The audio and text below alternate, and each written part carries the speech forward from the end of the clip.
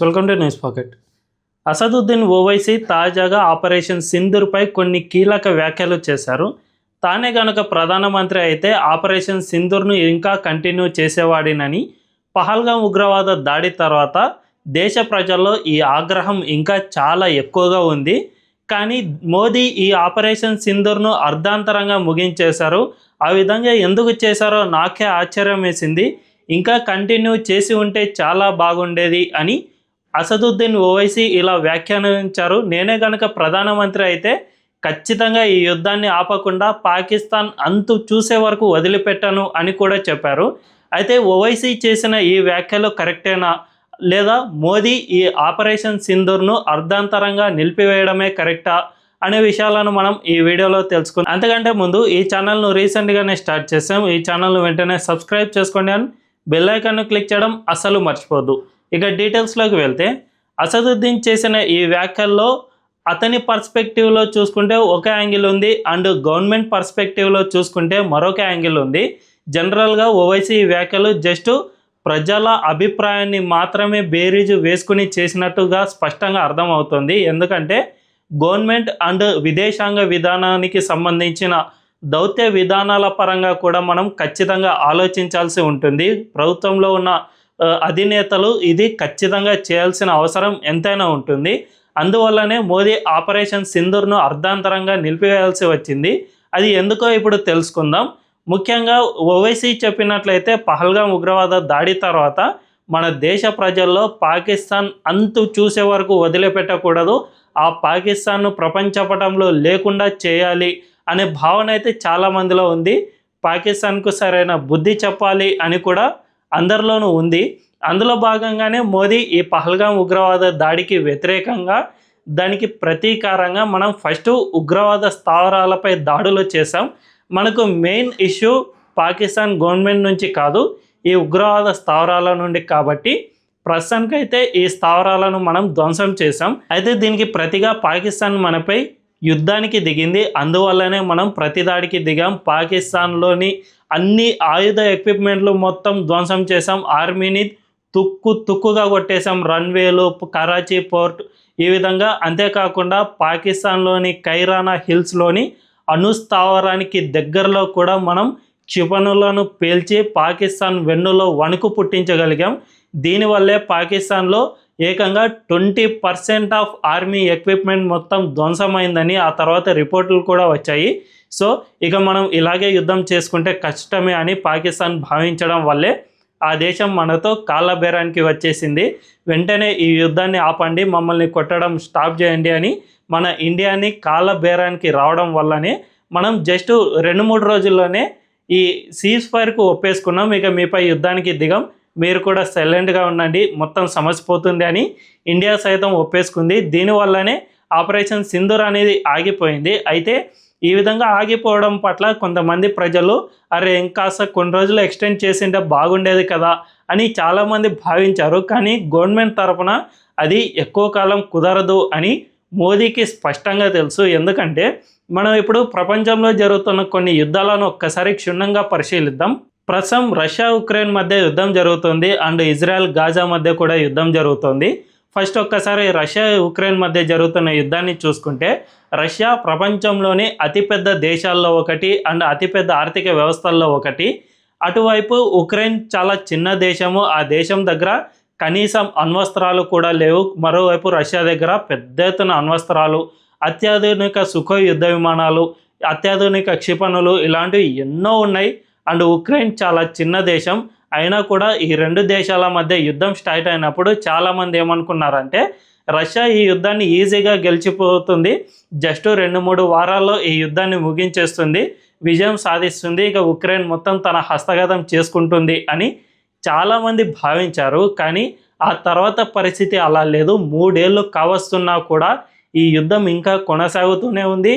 అటు రష్యా ఇప్పటికే ఉక్రెయిన్లో 18% భూభాగాన్ని ఆక్రమించుకున్నా కూడా ఉక్రెయిన్ వెనక్కి తగ్గడం లేదు. అమెరికా దగ్గర నిధులు తెచ్చుకోవడం అండ్ ఆయుధాలు ఇలాంటివి యూకే, జర్మనీ అండ్ అమెరికా ఇలాంటి దేశాల నుంచి ఆయుధాలు తెచ్చుకోవడం, వీటన్నిటిని అరువు తెచ్చుకుని మరీ జెలెన్స్కీ రష్యాపై ప్రయోగం చేస్తూ ఉన్నాడు. ఇప్పటికీ ఆ దేశాన్ని భారీగా దెబ్బ తీస్తూనే ఉన్నాడు. రీసెంట్గానే ఆపరేషన్ స్పైడర్ వెబ్ నిర్వహించి రష్యాలోని అత్యాధునిక యుద్ధ విమానాలను సైతం కుప్పకూల్చగలిగాడు జెలెన్స్కీ. సో ఈ విధంగా చిన్న దేశమైనా కూడా రష్యాపై భారీగా పోరాటం చేస్తూనే వచ్చింది. ఎక్కడ వెనక్కి తగ్గడం లేదు. ఉక్రెయిన్లో చాలా వరకు నాశనం అవుతున్నా కూడా అస్సలు జెలెన్స్కీ వెనక్కి తగ్గకుండా రష్యాపై పోరాటం చేస్తూనే ఉన్నాడు. సో దీన్ని బట్టి మనకు ఒక్క విషయం అర్థమవుతుంది ఏంటంటే, ఈ ఆధునిక కాలంలో ఇంత టెక్నాలజీ పెరిగిపోయిన కాలంలో అండ్ ఆర్మీ ఎక్విప్మెంట్లో కూడా భారీ ఎత్తున టెక్నాలజీ వచ్చిన సమయంలో మన దగ్గర ఉన్న ఆయుధ సంపత్తితో సుదీర్ఘకాలం పోరాటం చేయడం అనేది చాలా అనాలోచిత చర్య అని స్పష్టంగా అర్థమవుతుంది. ఒకవేళ యుద్ధంలో గెలవచ్చు, కానీ రష్యా అతిపెద్ద దేశం, తన దగ్గర అణ్వాయుధాలు ఉన్నాయి, ఉక్రెయిన్ను పూర్తిగా నాశనం చేసి యుద్ధంలో గెలుపొందినా కూడా రష్యా ఇప్పటికే భారీగా నష్టపోయింది. తన దగ్గర ఉన్న అత్యాధునిక యుద్ధ విమానాలతో పాటు నేవీకి సంబంధించిన కీలక వార్ఫేర్ షిప్లను కూడా రష్యా కోల్పోయిన పరిస్థితి నెలకొంది. కాబట్టి యుద్ధంలో గెలిచినా కూడా తాను ఇంకొక 20 ఏళ్ళు వెనక్కి వెళ్ళినట్లే అని, ఈ యుద్ధం ద్వారా 20 ఏళ్ళు వెనక్కి వెళ్ళినట్లే మళ్ళా మొదటి నుండి స్టార్ట్ చేసుకుంటూ రావాలి రష్యా అని ఆర్థిక రంగ నిపుణులు కూడా చెబుతూ ఉన్నారు. సో గెలిచినా కూడా ఈ విధంగా లాస్ అనేది ఖచ్చితంగా ఏర్పడుతుంది. ఇటు ఇజ్రాయెల్ అండ్ గాజా మధ్య జరుగుతున్న యుద్ధంలో కూడా ప్రస్తుతం హమాస్ ఉగ్రవాదులను అంతం చేసేందుకు ఇజ్రాయెల్ ఏళ్ల తరబడి పోరాటం చేస్తూ ఉన్నా ఇప్పటికీ ఒక కొలిక్కి రావడం లేదు. చివరికి శాంతి చర్చలు చేస్తే తప్ప ఈ యుద్ధం ఎప్పటికీ కొలిక్కి రాదు అని బెంజమిన్ నెతన్యాహు కూడా గుర్తించాడు. అందువల్లనే అమెరికాతో నచ్చజెప్పి ఆ దేశం నుంచి ఈ శాంతి చర్చలకు ఒప్పించే ప్రయత్నం చేస్తూ ఉన్నారు. సో ఈ విధంగా ఎప్పటికీ ఈ ఆధునిక యుద్ధ కాలంలో ఎప్పటికీ కూడా ఒక దేశంపై మరో దేశం యుద్ధం చేసి దానిపై గెలుపొందడం అనేది ఎన్నటికీ జరగదు.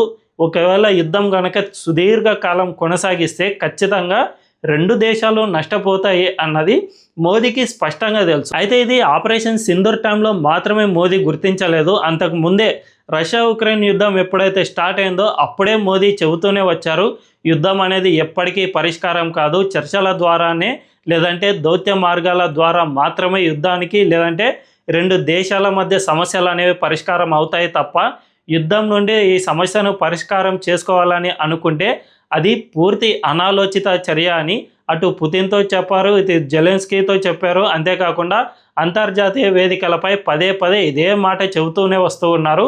ఇండియా శాంతియుత దేశం, మా దేశం ఏ దేశంపైకి యుద్ధానికి దిగదు, మేము శాంతి కోసమే ప్రయత్నం చేస్తూ ఉంటాం అని మోదీ గతంలో ఎన్నోసార్లు అంతర్జాతీయ వేదికలపై ప్రకటిస్తూనే వచ్చారు. అయితే ఇది ఏదో చేతగానితనం కాదు, ఖచ్చితంగా ఇది చాలా తెలివైన నాయకుడు చేసే పని అని స్పష్టంగా చెప్పుకోవచ్చు. ఎందుకంటే ఇప్పుడున్న పరిస్థితులను చూసుకుంటే ఈ ఆధునిక యుద్ధ కాలంలో ఎక్కడా కూడా ఈ యుద్ధం చేసి గెలుపొందిన దాఖలాలు అనేవి కనిపించవు. అమెరికా లాంటి అగ్రదేశమే ఆఫ్ఘనిస్తాన్లో ఎంతో కాలం ఉండలేకపోయింది. 2000 నుంచి 2021 వరకు అమెరికా అక్కడ తన సైన్యాన్ని మోహరించి మరీ యుద్ధం చేసిందే, కానీ చివరికి చిన్నపాటి తాలిబాన్లపై కూడా అమెరికా విజయం సాధించలేక 2021లో వెనక్కి వెళ్ళిపోయిన పరిస్థితి ఏర్పడింది. అందుకే మోదీ ఈ రెండు దేశాల మధ్య జరుగుతున్న యుద్ధం కూడా సుదీర్ఘకాలంగా కాకుండా జస్ట్ 2-3 రోజుల్లో పాకిస్తాన్ను ఎంత కొట్టాలంటే అంత కొట్టేసి చివరికి వాళ్ళు మన దగ్గర ఎప్పుడైతే కాళ్ళబేరానికి వస్తారో వెంటనే యుద్ధాన్ని ఆపేద్దామని మోదీ అండ్ జైశంకర్ అండ్ అజిత్ దోవల్ ఈ ముగ్గురు ముందే ఫిక్స్ అయిపోయారు. ఇది ఫిక్స్ అయిపోయిన తర్వాత మాత్రమే ఈ యుద్ధాన్ని స్టార్ట్ చేస్తారో ఆపరేషన్ సింధూర్ అనేది స్టార్ట్ అయింది. అయితే నిజానికి ఓవైసీ చెప్పినట్లు ఈ ఆపరేషన్ సింధూర్ అనేది ఇప్పటికీ ముగిసిపోలేదు.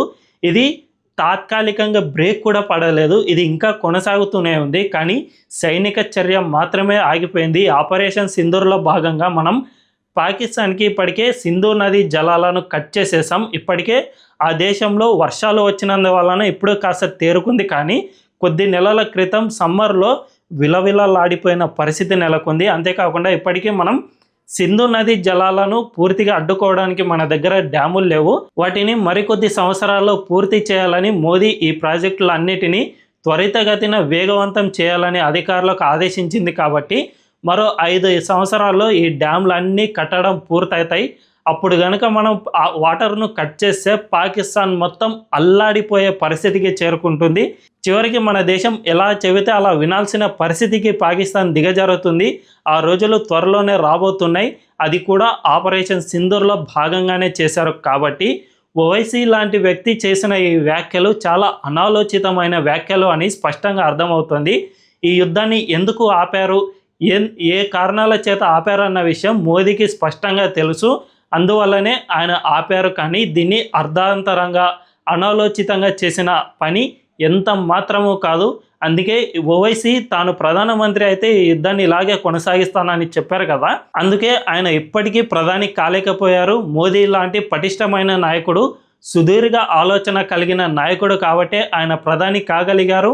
ఈయన ఇప్పటికీ ప్రధాని కాక కేవలం హైదరాబాద్లో కొన్ని ప్రాంతాలకు మాత్రమే పరిమితం కావడానికి ఇదే మెయిన్ రీజన్ అని అంటారు విశ్లేషకులు.